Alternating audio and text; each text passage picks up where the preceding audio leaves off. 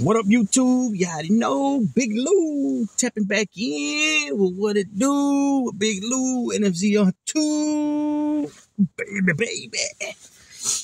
So, check it out. This is a quick little description of the channel. First, if it's the first time you're coming to the channel, it'd be highly appreciated if you subscribe to the channel, like the channel if you like the videos, and share the channel with your family, friends, folks, peoples, buddies, pals, amigos, and like us Puerto Ricanos, Boricuas, Jibaritos, Potorrose, Panas, Paya. And you do that by selecting the subscribe button, following that up by the notification bell, and then selecting all, and you'll be informed with the notification each and every time anything is uploaded by this channel. If it's a pre-recorded video like this one here, a shorts, which is anything, 4 or 5 seconds upwards up until like 59 seconds, which I normally put the bulls on there, my double XL and XL American Bullies. We downloaded. We are no longer 4 bull deep. We are 2 bull deep. We're back to the original 2. And it's going to be a lot better that way. So a little description of the channel real quick, in 30 seconds or so. I speak about a wide variety of topics here at What It Do with Big Lou, NFZR2. The NFZR2 stands for No Fly Zone Ricans 2. So our original channel is the No Fly Zone Ricans with myself from Northern California, Big Lou, Nelson out of Brooklyn, and Carlos out of the Bronx, right? They're currently very busy with work and things, family stuff, so we haven't been on in a couple of months. No telling when we will be back on, but that NFZR2 stays on the title because it will be No Fly Zone Ricans to the end. You feel me? Anyhow, back to the description of the channel. So this is a wide variety. I talk a wide variety of topics. I talk life experience things such as family issues, things you've been through in your life. I've done a few videos on that. I plan on to do more. Just ain't got around to them yet. Also talk about, I've collabed with other channels. Also, prison. I spoke about prison reform a little bit. I wanted to get more into that too. True crimes, which is like, things that have happened around my area. I recently did a little three-part video series on the abduction and the brutal, horrendous killing of an 8-year-old right here in my town. And also the Italian mob stuff, older stuff. Like I dropped a video yesterday on a challenge that was issued out to Sammy the Bull. So anyways, I talk about that. I talk about prison stories from my personal experience being in prison, in jail. I got over a decade in the system, as well as sports, basketball, football, baseball, boxing, UFC. I also talk pro wrestling from like 1984-ish, 85 to like 91 when I used to watch it as a kid. And then I talk American Bullies, and then I recently, in the last couple of months, I started doing political videos, politics, right? So this video right here is on our Supreme Court. Our current Supreme Court is headed by Chief Justice John Roberts, Justice Clarence Thomas, Justice Samuel Alito. You got Justice Sonia Sotomayor, Justice Keegan, Justice Gorsuch, Justice Kavanaugh, and Justice Coney Barrett, and Justice Brown, Ketanji Brown. Those are our 9 Supreme Court justices with 1 Chief Justice. Now, Ketanji Brown was the last addition to the bench. She took over for oh man, I can't even think of his name. I can see it right now. Anyways, she was President Biden's nominee, and she was confirmed. The problem is with this Supreme Court is, in my opinion, you know, they like to say, you know, right wing justice, more moderate, left wing, far left. So currently it is described as 6-3 in the more leaning right, at least center, far right. Sometimes Robert's considered the moderate in the middle. And obviously Thomas and Alito are far right, and as well as Gorsuch and Kavanaugh. Now, the issue that what I'm saying is this, is that in more recent times, especially since 2020, I would say probably since 2021, 2022-ish, when they struck down Roe v. Wade, it seems to be that these justices now are becoming more politicians, you know, and they want to just do what they feel, what their ideology of their political beliefs are, right? Like Roe v. Wade, for example, that was in law for 54 years. Even Trump's nominees, Gorsuch, Kavanaugh, Amy Coney Barrett, all pretty much said under oath on their confirmation hearings that law is law. So basically meaning Roe v. Wade's already in law. That's the law. But they went in there and they changed it, like everybody knew they would, because they had strong opinions and prior writings, you know, op-eds and such, magazines, interviews, different organization, you know, interactions they had, right-wing media, whatever, you know, however you want to state it. They're very strong in their conviction about, you know, pro-life and all that. Now, this is a bad idea to park here to do a video. There, you got so many dogs walking by left and right, and these guys are gonna get excited in a second here. So if they do, I apologize. Hopefully not too bad. See, his ears already perking up. You can't see him. My head was blocking him. The dog's way over there, and he already, like, right away, his ears. I seen his ears turn. You see it when you can't see him. The headrest. So, anyways, what I was getting to is that these guys in a hearing said that President Biden is overreaching against the Constitution when he was forgiving college debt. Right? Look at this guy. I don't even know how he can hear it. How does he even know? How does he even hear? Like, he's so perked up and he's looking around in the back seat, and he's trying to find where he knows something's out there. And the guy's on this side of the street, but Champ's in the back seat looking that way, but he's looking around like he knows something's out there. It's funny, but they're so okay. Now he sees through the back window. Hey! I don't know if you guys heard him growl. So now he's seen out the back window. Get out of there! Get out of her thing. It's so weird too with dogs, and they always gotta like smell each other back there. That's their ID. That's how they ID each other. Which, I mean, come on, you know, Daisy's next to you. She's been next to you, you know, the last hour or so back there. Whatever it's been since we took off. Anyways, so yeah, they say President Biden was overreaching with student forgiveness on the loans they still owe. You know that if people are not aware, you know, I know a lot of older people that have been through this know, but so any young people that are watching this now, I know my audience is more like mid 40s and up, and really it's like 56 to 65. My biggest audience is like 26% of my audience. Is that, you know, there's some people that still owe a ton of debt, and they're already well established in their families already. You know, they have kids. The kids are teenagers or might even be grown. They still owe from when they went to college. You know what I'm saying? And so the Supreme Court said that President Biden is overreaching. Now, on the flip side, here this case comes up in front of them.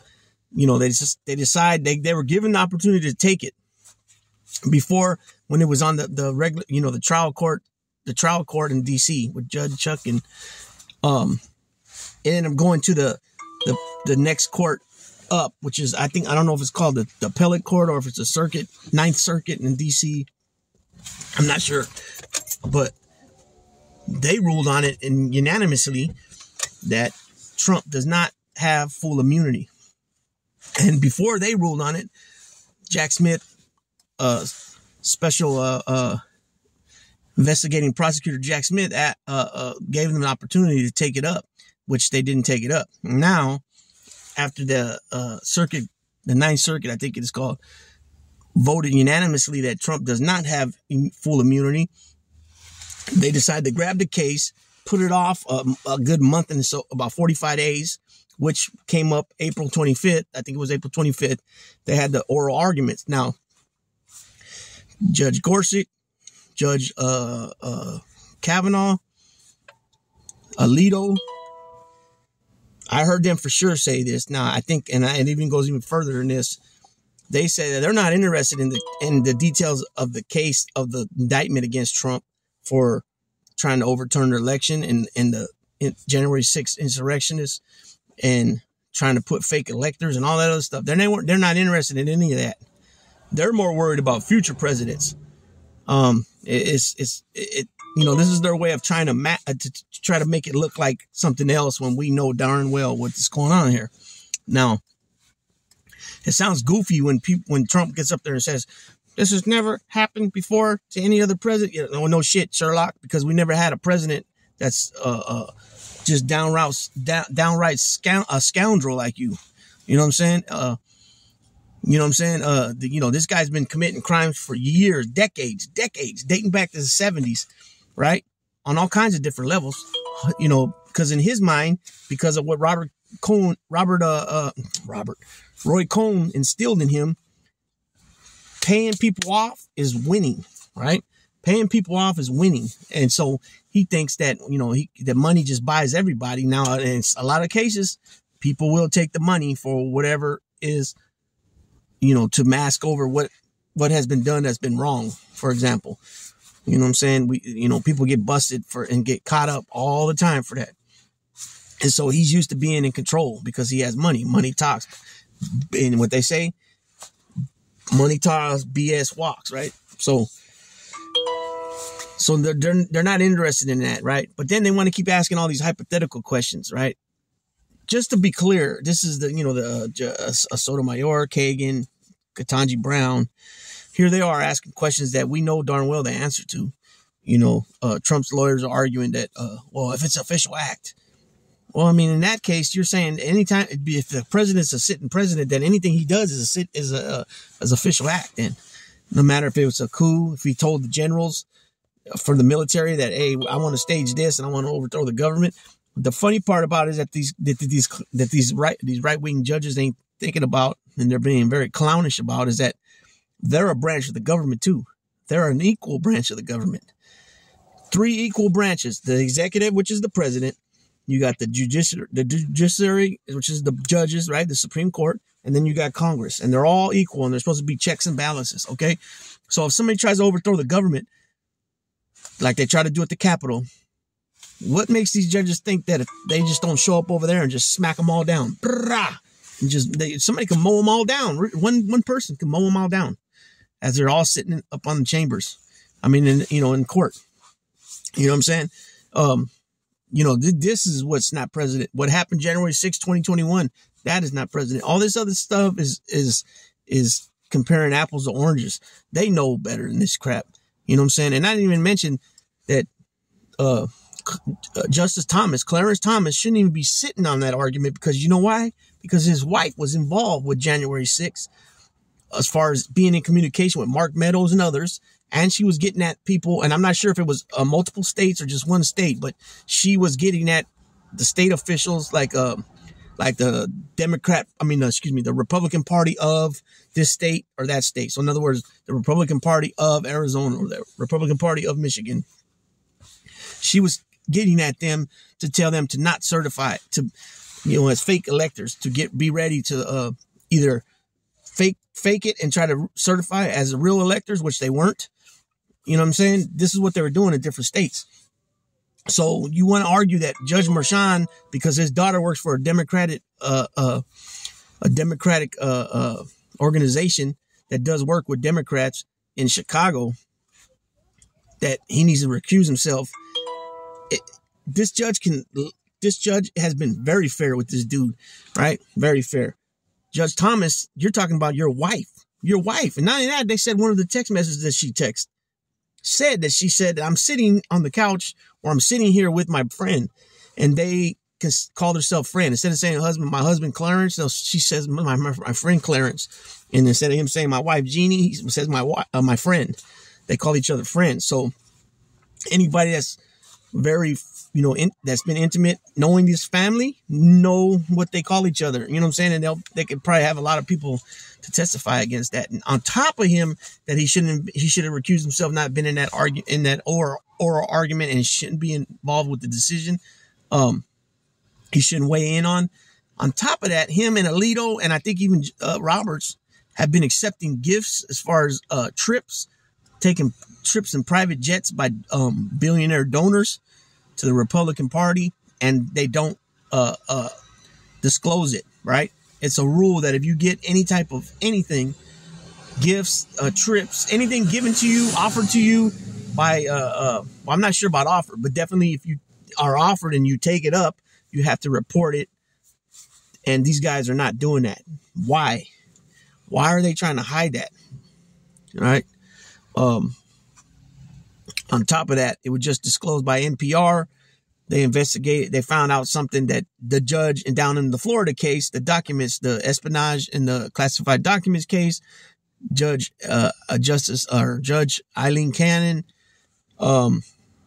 took up some trips to Montana by a donor, and she did not disclose it either. And then when it was brought and reported on, then all of a sudden it showed up on the website.